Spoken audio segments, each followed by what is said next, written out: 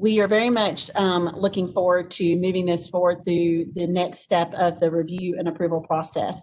So with that, this evening, our format is going to be that Edward is going to present a short presentation that is an overview of the ordinance that will be put forth. And then we have received over 30 questions, and we are going to do our best to answer those questions within the time allotted. Any questions that he is unable to answer this evening through this open house, we will provide written responses to those by the end of next week on our city's website. You can find that at our landscaping and tree page that is under our city planning department. So with that, thank you all for being here. I'm Shannon Lavrin with the city manager's office.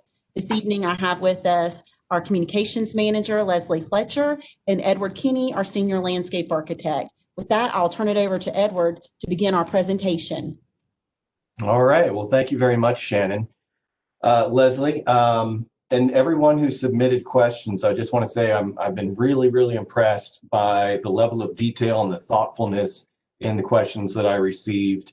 And I'm hoping that I'll be able to answer everything for you tonight. I want to give a very brief overview, just about 5-10 minutes, where I'll look at the highlights of the ordinance, and maybe that'll get a lot of your answers or questions out of the way and dispel a lot of misconceptions right off the bat. And then we'll just dive into line by line the questions that we received. So, as you're aware, there are actually two ordinances that we're looking to change here. The first ordinance is 19-6.2, which is the landscaping, buffering, and screening portion of the ordinance. This primarily applies to commercial developments and new residential developments, subdivisions and whatnot. And so this ordinance really is for the buffering and the screening that ensures that all new developments have really good quality landscape design and aesthetics. And the changes to this are fairly minimal. We're really just updating it to industry standards. We're requiring greater species diversity, and we're allowing more choice in species selection. And we're also allowing for more naturalized design and planting patterns to emerge, so we don't just get row after row after row of plants. And we're also using this to encourage low impact development opportunities for stormwater mitigation. So we can dive into this one real quick. Generally speaking, what we've done is we've updated the installation requirements for plant material to reflect current industry standards. Those are outlined in the ANSI A300 standards. Maintenance, we've done the same thing. We've updated our maintenance standards so that those are in line with current best practices. And we've added a requirement now so that all shrubs must have a variety of species. This was already done in the old ordinance that if you have a certain number of trees, you have to have more than just one species so we don't get a monoculture. We've extended that to shrubs as well. So what you see on the right is kind of a picture of what we're trying to avoid and versus what we're looking to get with the new landscape requirements. We've improved our plant selection for the types of screening that are allowable.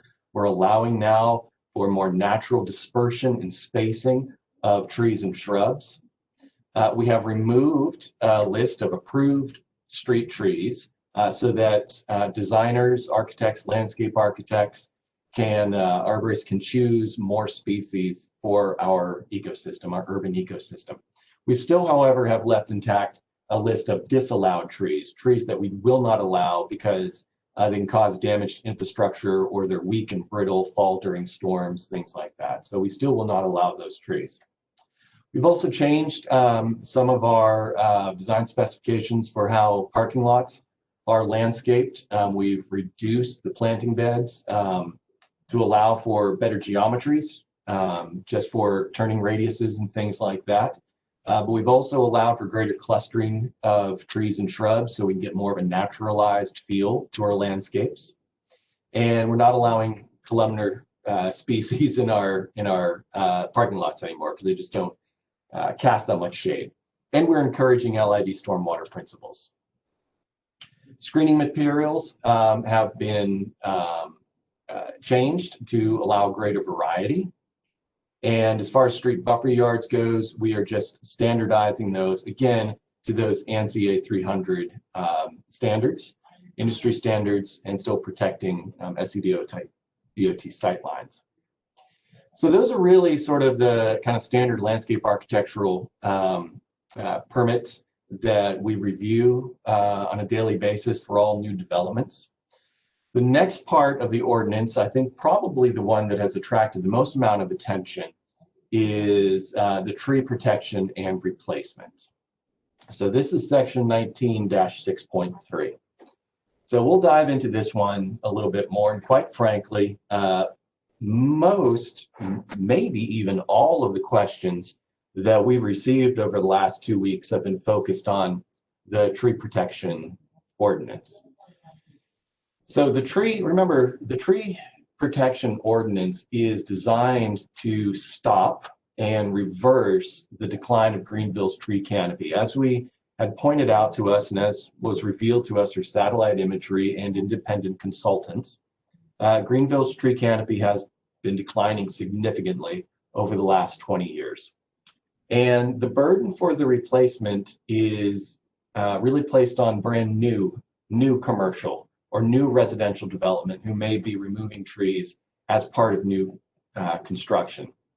The goal, of course, is not to halt development. We don't want to slow development or halt development. We simply want to encourage more ecologically responsive design. There is a way to build a strong, vibrant city, good communities, economically viable communities, but still preserve more of our natural environment. And that's exactly what this tree ordinance sets out to do. So I'll talk about the applicability first and foremost. This will apply to all non-residential, multifamily developments, single-family infill developments, subdivisions, parking structures, and new public roads. Here are the exemptions that I think most people are most concerned about. Developed existing single-family lots are exempt. So that means if you own a lot right now, your residential lot, is exempt from the tree protection requirements until that lot is sold. If that lot is sold on or after June 30th, 2021, then that lot does become, is no longer exempt. It has become applicable for the tree exemption. So this way, current residents of Greenville are exempt.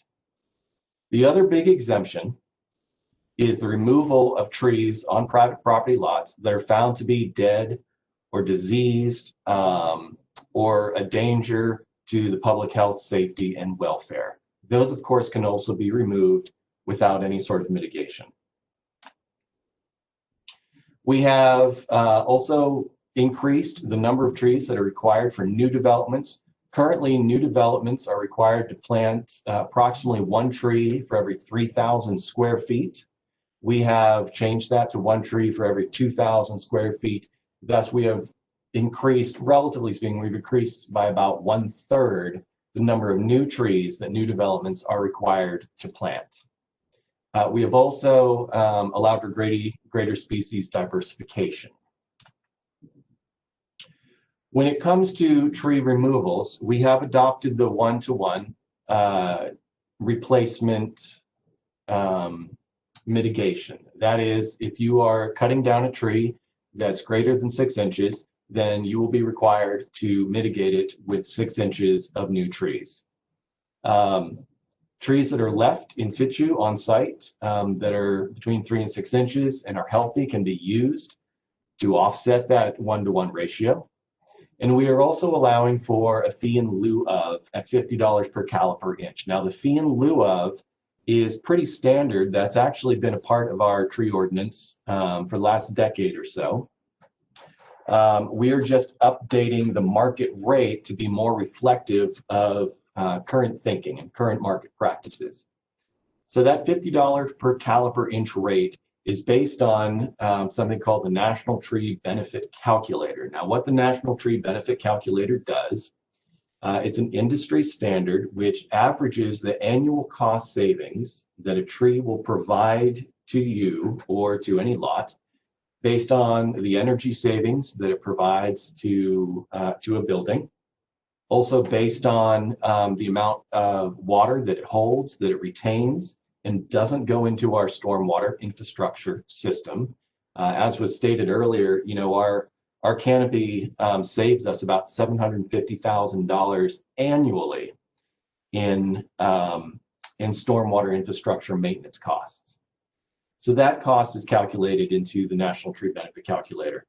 And it also calculates the benefits from the particulate matter removal that trees do, the carbon sequestering, and it totals in what the average increase in property value is, and that's based on the National Association of Realtors. So we feel pretty confident that this $50 per caliper inch is an honest and defensible number.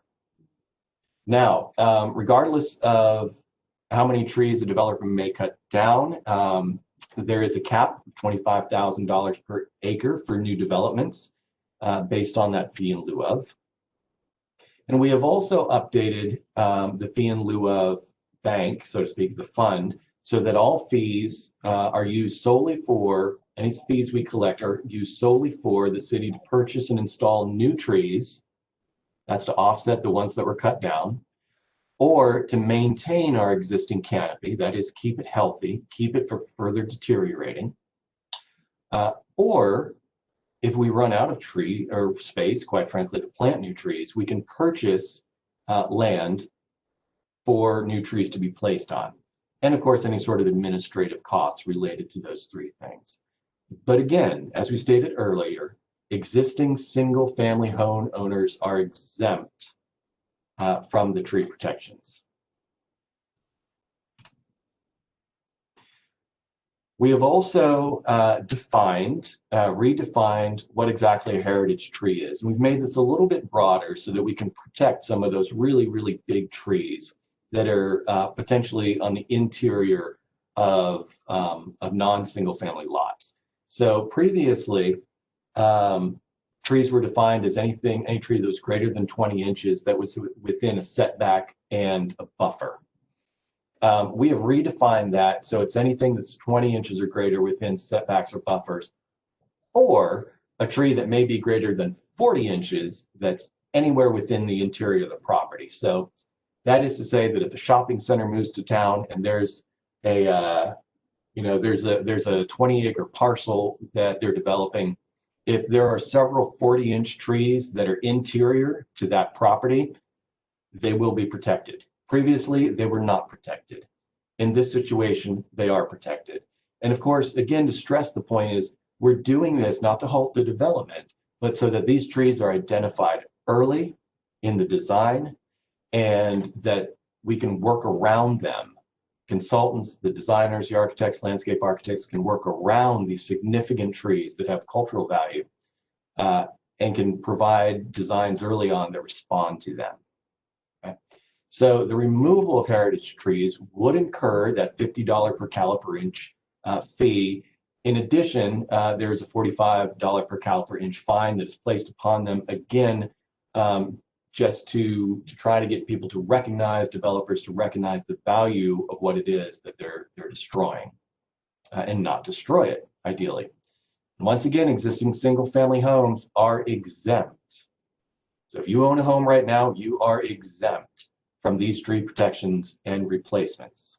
You do not have to worry about it. And as always, any tree that poses a danger to health, safety, or welfare is exempt. And the last thing that we've done in this ordinance is we have added a mandatory review. So every 2 years, staff will go back. We will look at how the ordinance is performing. We'll see if it's doing its job. And as we recall from some of the earlier conversations, the job of the ordinance is to protect what we have, the natural resources, to not affect single-family homeowners, and to be easier and simpler for the design development community. And ultimately, not to impede development either. So we will be reviewing this every 2 years to determine if it's working, and if it's not working, what we can do to change it if it needs to be changed. So I think that's really the highlight of what we've been striving to do. There have been a lot of great questions, a lot of comments have come into us over the past several months, and we really hope that we've been able to craft a good, solid compromise of an ordinance that meets everybody's expectations.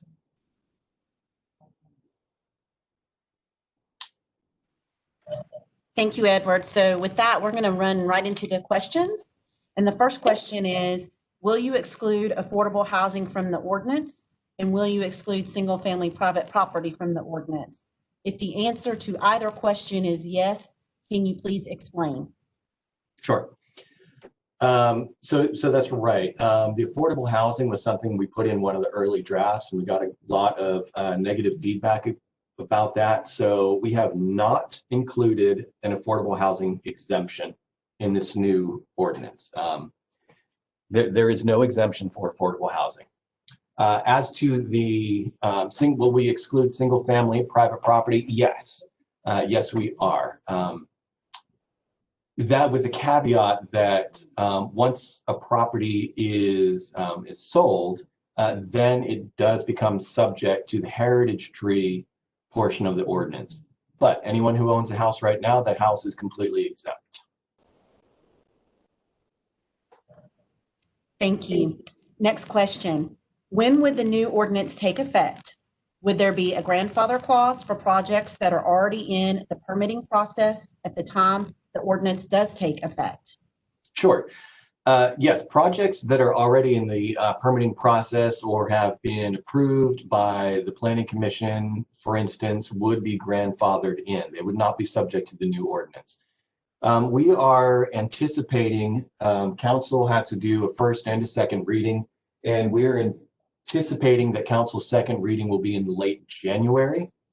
As I understand it, once passed by council, it gets enacted within 30 days, unless council sets a different date.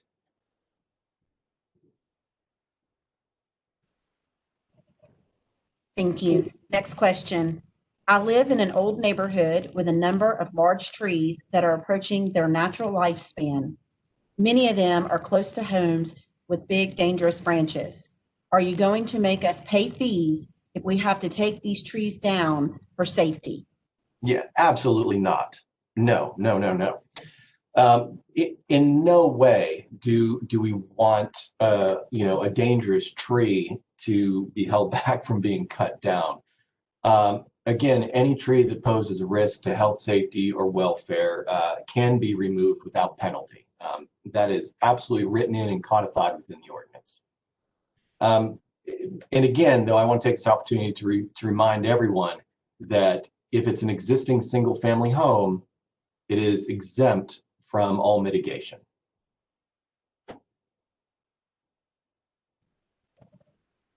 Next question.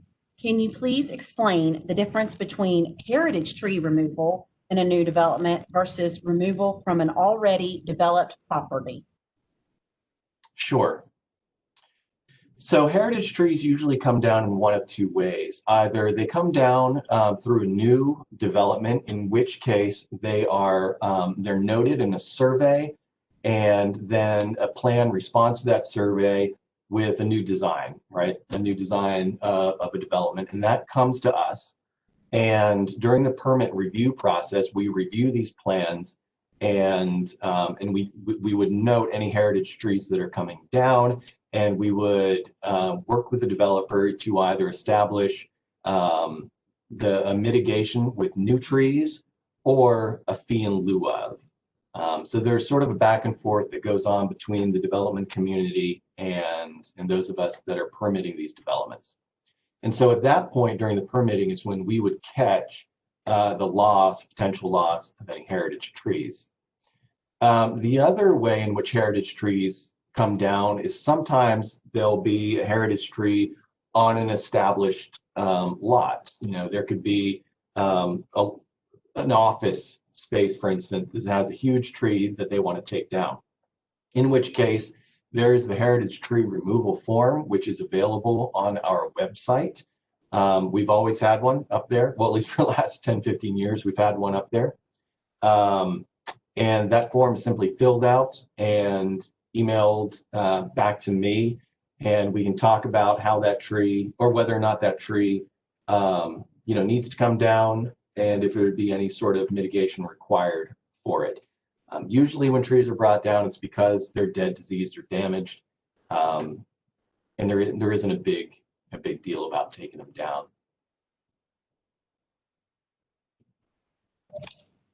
Thank you, Edward. Can development be prevented to preserve all heritage trees? Can development be prevented?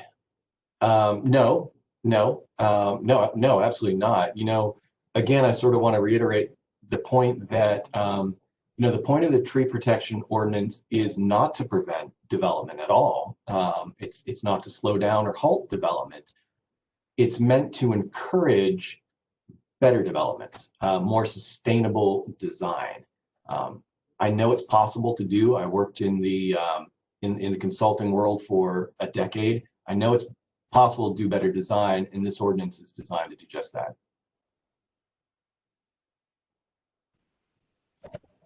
Okay, you're on a roll. So next question. Okay, let's go. If I were to buy a property after June 30th, 2021, would that property be subject to the tree protection ordinance? It would be subject to the heritage tree clause of the tree protection ordinance. But really that's only for trees that are, again, 20 inches or greater within buffers, or 40 inches or greater within the interior of the property. But the remaining part of the tree protection, no, it's not really applicable.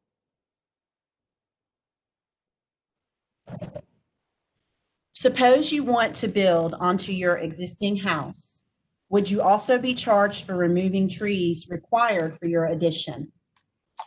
Again, only if those trees are heritage trees.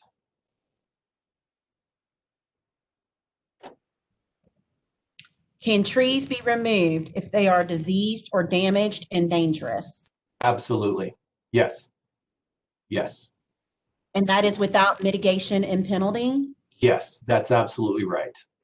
Yep. So usually, so we have arborists on staff that can diagnose a tree, determine whether or not it's diseased, damaged, dangerous. We can certainly look at that. We will also accept recommendations of other certified arborists. So yeah, in no way will we penalize anyone for removing a dangerous tree. If I'm correct, homeowners are not the major cause of the tree canopy reduction. The increased development of apartments and condos seem to be the major contributor. Can you specify the percentage of tree loss created by single-family homeowners versus the percentage from multifamily developments? So, no, we don't know exactly how many trees have been lost within single family, as opposed to how many trees have been lost within other zoned areas, commercially zoned areas. What we do know, however, is that the majority of the remaining tree canopy is within the single family residential zoned areas. And because of that, the strongest mitigations are being placed on the commercial side of things. So one way to look at this is to say that the single family residential has done a pretty good job preserving trees. We recognize that, and that's why the majority of the mitigation requirements are not being placed on single family neighborhoods. They're being placed on new developments. However, we also are aware, and we know this through satellite imagery, that there has been some serious loss of our canopy within single family areas, which is why we have placed some additional protections on the heritage trees that are found within single family areas.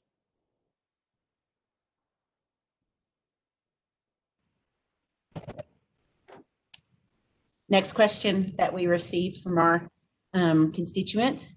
What can be done to make large-scale developments have more trees? How is this ordinance going to improve the mass housing developments that remove all the trees and habitats and leave us with rows of identical houses and obligatory shrubs. Yeah.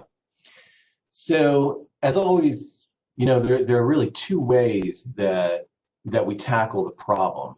We save what we have, and we increase what we require. And that's exactly what this ordinance does.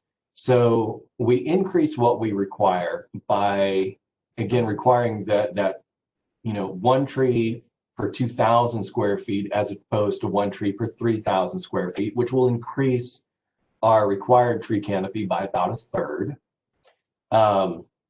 Additionally, we're improving the quality of what's being put in with the new ANSI standards for maintenance and installation, and with the new species standards that we're requiring. So we have a greater diversity of species, and we understand that's good because that way you don't completely lose every tree when one blight comes through.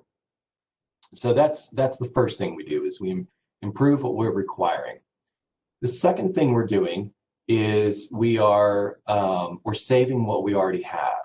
How are we doing that? We're doing that through the mitigation of the trees that new developments are cutting down, and ultimately trying to get them to not cut them down because they don't want to face that mitigation, right? So we do that by having this 1-to-1 ratio of replacement. You cut down a tree, you must replace it with a tree. It's that simple. And by expanding the definition of what a significant heritage tree is, right? So again, the old ordinance stated that the only trees of significance were trees that were 20 inches or greater and were within setbacks, right? So that means sort of the setback is sort of that shared use zone where it's privately held, but it's visible by the public. So those still stay saved, but what we're also doing again is increasing the definition, expanding the definition of heritage trees so it covers those really, really big, large monster trees that are of value to the community at large that are within the interior of the property. So those really nice, big, healthy 50, 75, 100-year-old oak trees don't get cut down.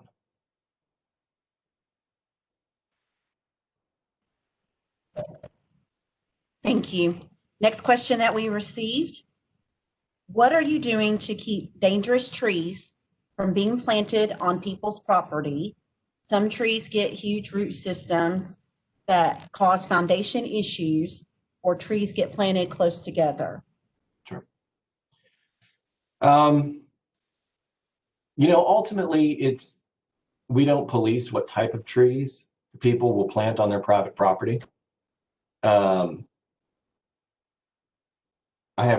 have some trees on my property that I'm sure might fall in my carport one day, but that's on me. That's not on the city. But what we do have, and it's available for everybody, is we do have a list of approved street trees that I'm happy to share with anyone.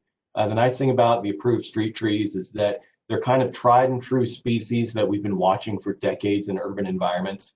And we know they don't cause leaf litter or fruit litter. We know they don't tear up sidewalks with roots. We know that they don't snap in a gentle breeze. So, we're happy to share these, and this list is available online for anyone who's interested.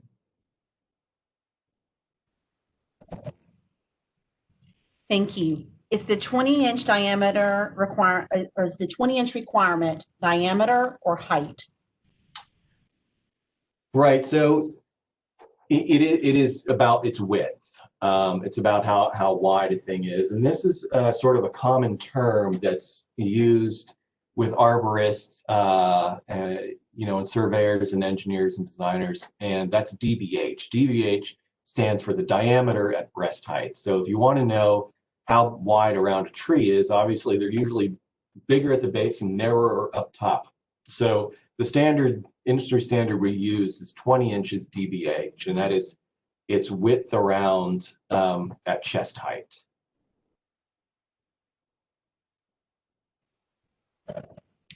What if your yard is not large enough for multiple trees? So I'm assuming this is kind of in reference to the mitigation requirements. And again, I want to take this as an opportunity to remind people that the home you live in now is exempt from any mitigation requirements. In the future, folks coming to Greenville who move in, they purchase a home after June 30th. If they cut down a monster tree that's in their front yard and they're required to plant trees elsewhere in their property, they can do so. Or again, there's the fee in lieu of option. The fee in lieu of option is calibrated so that it can pay for the city of Greenville to plant a tree elsewhere within the city. And that can be in the right of ways, in those planting strips adjacent to streets, or in other green space that we might have control of.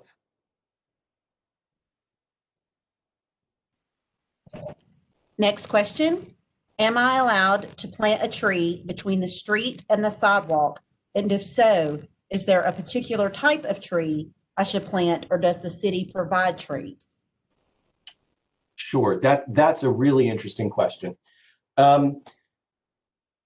The short answer is yes, with permissions. So the thing to understand about that planting strip, which is that little strip of green that exists between the street and the sidewalk, is that it is the right of way of whoever owns the street. Now, the city of Greenville owns most of the streets within the city of Greenville. However, there are a good number of streets that are owned by the state. If that tree is owned by the state, then you have to get permission from the state.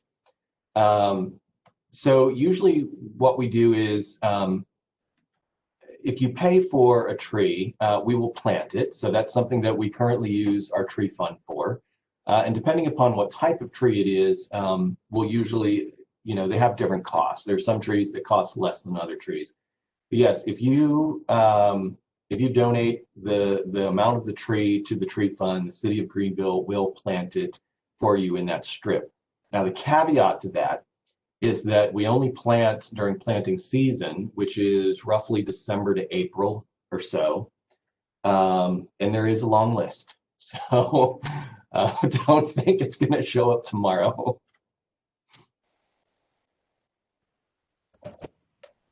Next question. As I drive down our corridors, I see a large number of dead or dying trees. With this ordinance, will you discourage development of this area and dampen interest in removing dead or dying trees? No. I assume the question is asking, will it discourage development because more fees will be placed on the removal of dead and dying trees? And the answer is no. As we stated before, if a tree is dead and dying, it can be removed without mitigation. Next question. By creating a system that adds additional complexity to development, you may turn the city away from developers. By creating a single authority for removal of a tree, you've added complexity to an already complicated process. Can you please address that? Sure. So despite the changes to the ordinance, the process is actually the same. So the approval process for removing trees hasn't really changed at all. It's just the definition and mitigation that is being changed, right? So currently, removals occur either as part of the permitted development or it occurs outside of development, right? If for instance, an existing business just wants to take down a tree, that's not going to change. The only thing that changes is the size, the caliper of the tree that now has our interest, and the mitigation for that tree. So the process doesn't really change, and it won't slow down development at all. There may be some, additional work on our end during the permitting. As we start looking for, 20-inch tree or 40-inch trees that are interior to the property. But that's really about it. As for having a single authority who's responsible for approval of disapproval of tree removals, that doesn't really occur. No approvals or disapprovals in the city occur in a vacuum. That's simply not how the permitting department works. We consult with the planning department, we consult with engineers, we consult with our legal team when necessary. There is not and never will be a single authority who's responsible for the approval or disapproval of tree removals. Thank you. Does the ordinance specify how fee in lieu of will be spent? Yes, it does. So again, the old ordinance allows for a fee in lieu of, but quite frankly, it was really vague as to how those fees could be spent. So we become much more particular in this ordinance, and we talk about, we're only allowing the fee in lieu of to be spent on other replacement trees, or for the maintenance of our existing tree canopy, or if we run out of room to plant new trees, we will use it to purchase real property so that we have more room to plant trees, or for the administration of those three things. So we're really we're trying to focus the monies that are garnered from tree mitigation and put them directly back into tree preservation.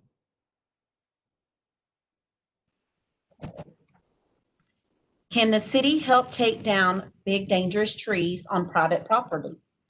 No. Once I leave the public right of way, I turn into a pumpkin.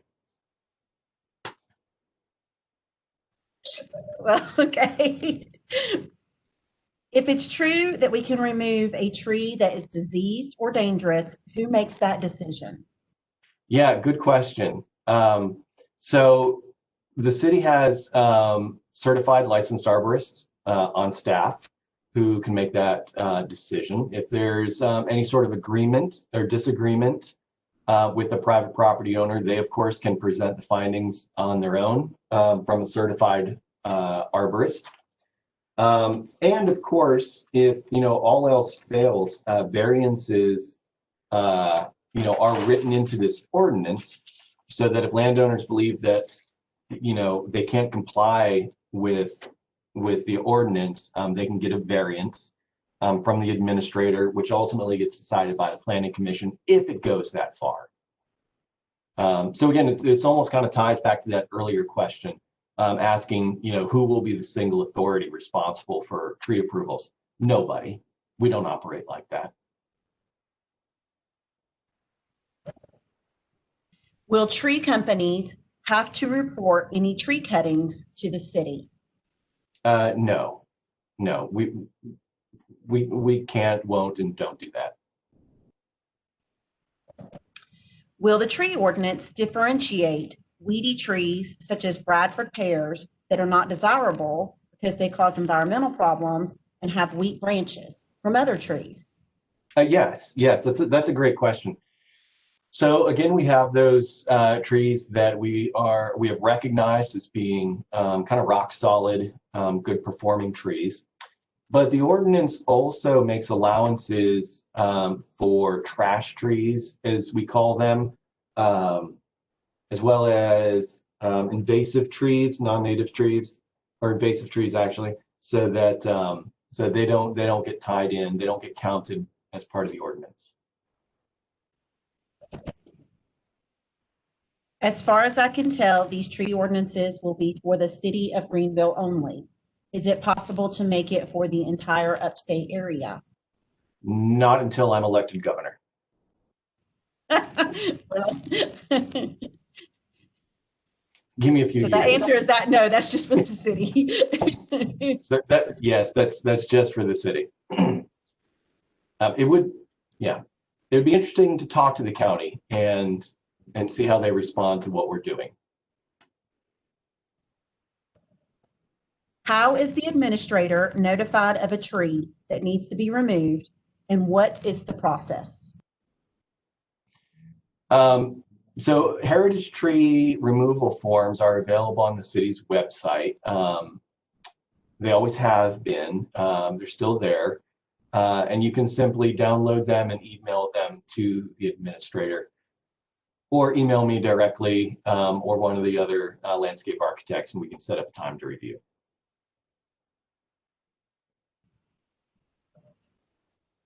Who is monitoring whether or not homeowners are getting proper permission for removing heritage trees? So,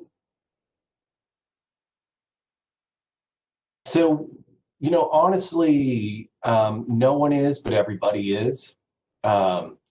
We cannot police every single action, and we simply, like a lot of our laws, we rely upon good neighbors.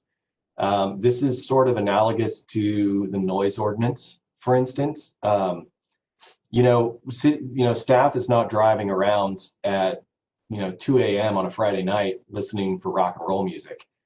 But if a neighbor calls in and reports it, we'll take care of it. So the same thing sort of goes for installed landscapes, which are required to be maintained in healthy condition throughout the lifetime of the project. But we can't go out there and monitor every single one. We sort of rely on the public to give us this information. Same thing when it comes for homeowners cutting down giant trees, or developments cutting down giant trees. If it happens, we usually don't know about it until someone calls Greenville Cares. Thank you. And Edwin, we're gonna go about 3 more minutes on the pre-answered, and we're gonna do our best to get through them all. And then we have a few in the question and answer section that we're gonna do our best to try to get through. Again, I just want to remind everyone that any questions that don't get answered tonight, whether verbally or that were submitted in the question and answer section, we will put them out in writing and post them on the website. Edward, next question. How will a homeowner be able to afford this? Will the city help pay for any fees for cutting down trees? So the tree is removed for health, safety, and welfare. There's no fee. There's no fee or fine. It's only when a tree is removed arbitrarily or for construction, for instance, that there would be a fee imposed. And again, that's only if the property was purchased after June 30th, 2021. And that's just part of the construction development costs, like many other things are when you add. If a homeowner is not able to afford the fines and does not cut down a tree that then falls, causing damage to person or property, will the city pay for the damages? Kind of a moot point, because there are no penalties for the removal of dangerous trees in the first place. It's really the property owner's onus to identify what a dangerous tree is and remove it. If that tree, for instance, is in the right of way, however, is on city property, then that becomes our burden. And those can be reported. Again, the public can report trees like that through Greenville Cares. But dangerous trees in private property, that's not our responsibility. Can a licensed landscape architect complete 100% of the landscape plan to include trees, or is a certified arborist also required? So what is required is a licensed surveyor. So we know exactly where those trees are, but that surveyor can work with either an arborist or a licensed landscape architect. Will additional staff be hired to help administer this ordinance? So a little internal discussion. When we were writing this ordinance, we were aware of our own staffing, and we did not, write anything that was overly burdensome to our current staffing. We have 2 arborists on staff. We have 2 licensed landscape architects, and we are looking to hire another landscape architect. So we've got it covered. And does the city work with any other tree charities? Tree charities, we do work with some tree advocacy groups, absolutely. They have been excellent partners for us. Upstate Forever, for instance, and Trees Upstate have been really, really great to work with over the years. Yes. Okay, so those were all of the pre-submitted questions. We'll now move into the questions from the question and answer in the order in which they were received. So the first question comes from Andrew. What is the plan to replace trees on city streets that have been damaged or removed due to recent storms or trees aging out? Sure. So there are there are a number of right of ways in which new trees could go. We have set for ourselves internally a goal of planting 1,000 trees this year and every year going forward. And we will achieve that number in part by planting new trees on public right of ways and along streets. So one thing that's very interesting to note is that downtown Main Street does have a tree planting plan. We recognize that all of Main Street, for instance, was planted with one species so that they don't all die at the same time when they hit their lifespan. We are slowly going through and taking them out and replacing them with various species. So ultimately, yes, we're trying to create sort of that layered canopy of various ages. We respond to trees that come down as often as we can, but as you know, it's very random when they come down. But we do have a dedicated tree crew whose sole job is to plant trees in right-of-ways. Next question is from Sherry. Why is there no provision for FELO funds, fee in lieu of funds, to be allowed to be used to support implementation of the ordinance for affordable housing? That's the first part of the question. And also help increase tree canopy on private property in special emphasis neighborhoods that are sorely lacking canopy. So I think this is a broader question, and I want everyone to know that we are working to address where these trees get planted. So it's been recognized that if a lot of folks end up paying into the tree in lieu of fund, and there becomes a healthy fund in there for planting new trees, the next question is, well, where do those trees go? We recognize that that's a big question that needs to be answered. And here's what we're doing. We had a survey completed by the Green Infrastructure Council, and it showed us a map of every tree in the city, every single tree in the city, which is nice. But what's more interesting is the negative space. It also shows up, obviously, where every single tree is not. And so we overlay this map with a map of, we can overlay the tree map with any other map. We can say, look, what are our council districts? Which council districts have more trees? Which neighborhoods with higher or lower income have more trees? Which areas of lesser or greater commercial development have more or less trees? So we're able to pinpoint the areas of the city that have a dearth of trees.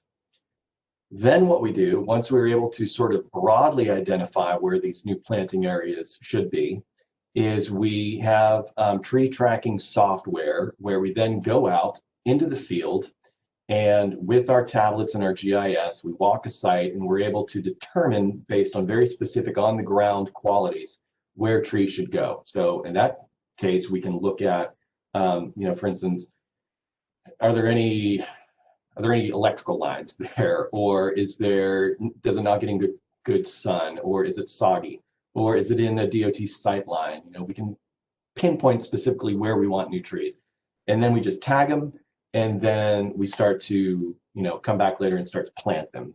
So the bigger question I think you're asking, I want everyone to know that we are addressing it, and that is, where are new trees going?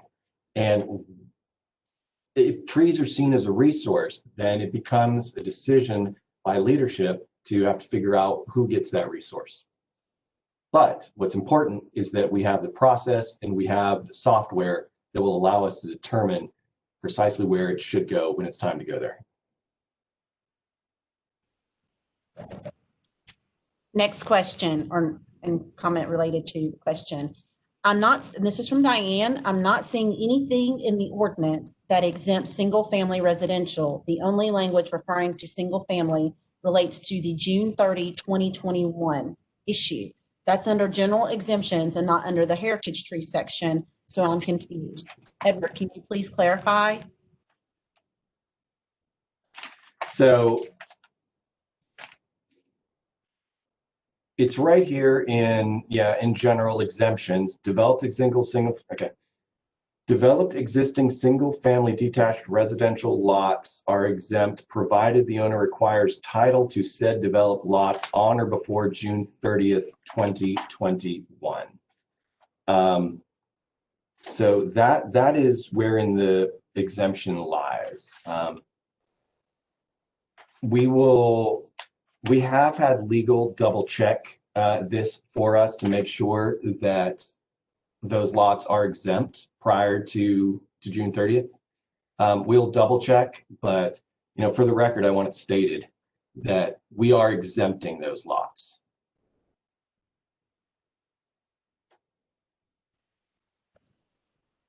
Next question from John.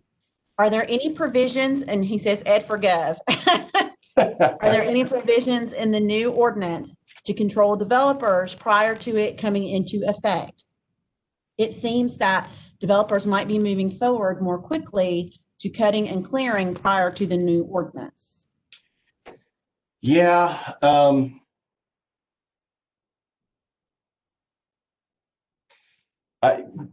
I don't legally know how we do that. I will say that we're learning who I will say that there are some developers who are aware that the new ordinance is coming, and they have been working with us to try to be in accord with it. And that's been a very positive thing to see.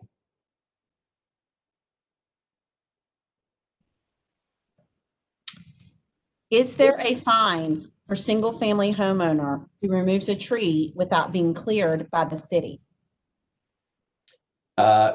If they currently own the property, no.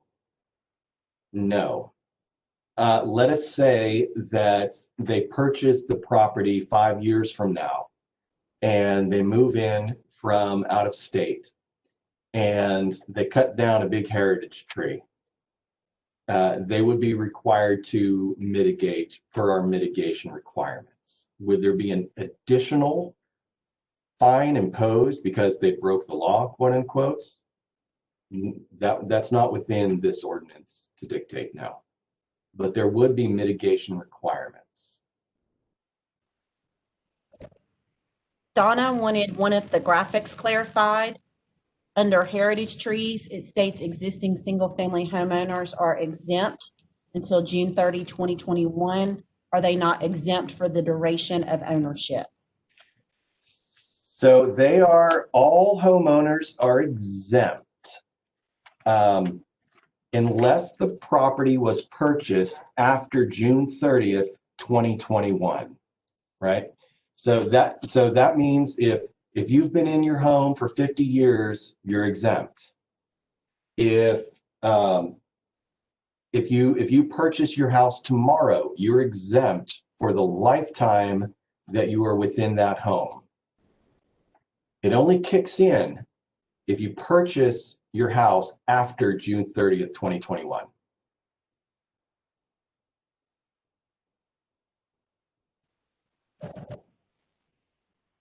Thank you. The next question is from Lucy. When you say single family, does that only apply to lots with homes, or does it also apply to vacant lots zoned for single family homes? So it would apply to those with homes on them.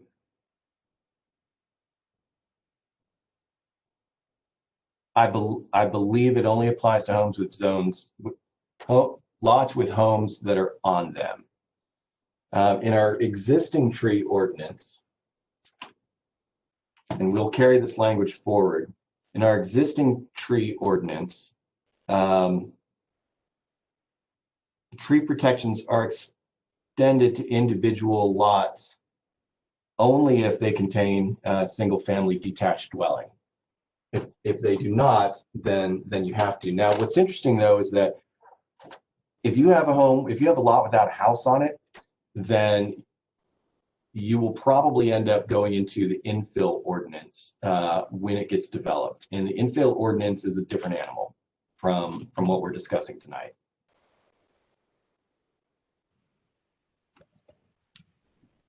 Next question's from Phyllis.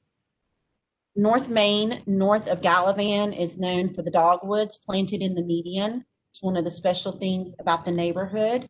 Mm-hmm. They are all one species, but will this remain in dogwoods, even though some are obviously in bad shape?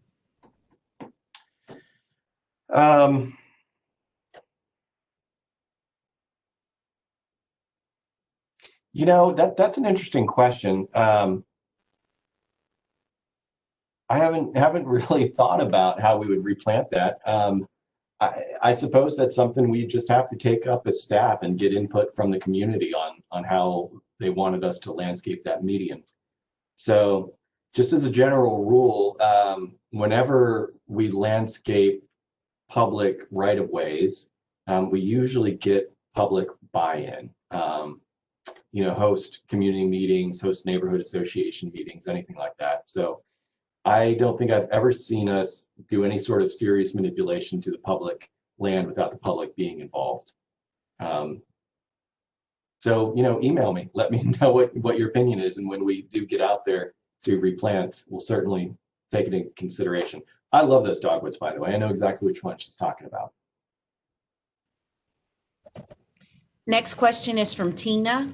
What pushback was there for affordable housing receiving a small incentive to reduce the cost of tree removal since the cost is rising?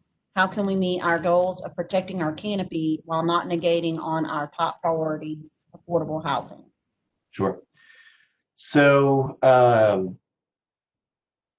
so we put that out into the survey, whether or not developers should be exempted from tree restrictions if they had included affordable housing. And it was, I think it was 80% of people thought that the two issues should be separated. It was also clearly stated by council and leadership that the two issues should be separated.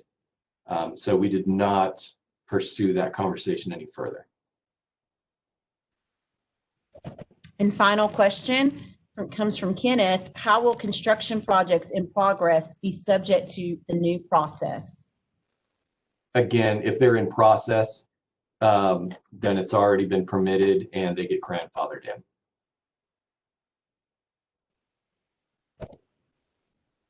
Thank you all very much. We're right at the end of our hour, and we appreciate everyone being here this evening.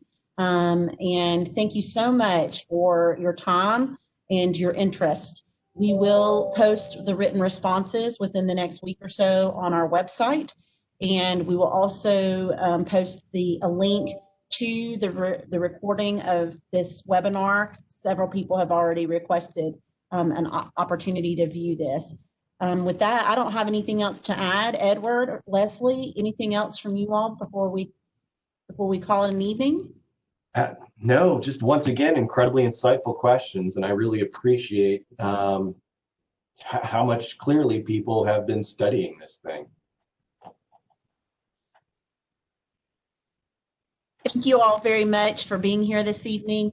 We wish everyone a good evening, and we look forward to seeing you all throughout the approval process. Please feel free to email Edward with any additional questions, and he will make sure to address them concerning the ordinance. Thank you again, and good evening.